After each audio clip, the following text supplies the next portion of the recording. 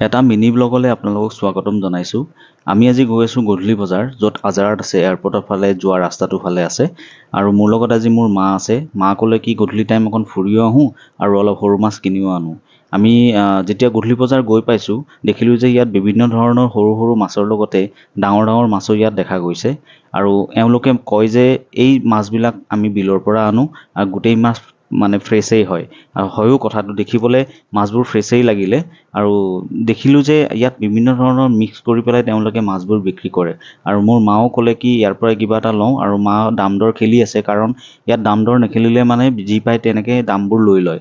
আৰু গৈ থৈ দেখিলোঁ ইয়াত পুঠি টিঙৰাৰ পৰা আদি কৰি মায়ে চিলেক্ট কৰিলে, আৰু মাছখিনি সঁচাকৈ বহুতেই ফ্ৰেছ মানে। আমি ফাইনেলি মানে চিলেক্ট কৰা মাছখিনি ঘৰলৈ আনিলোঁ। পুঠি টিঙৰাৰ পৰা বহুত মিক্স আছে, লগতে লোকেল মাছ কণ পালোঁ, ডাঙৰ হয় সেইখিনি। সেই মাছখিনিও আমাৰ ঘৰলৈ লৈ আনিলোঁ। ভিডিঅ'টো চাই কেনেকুৱা লাগিলে কমেণ্টত জনাবচোন।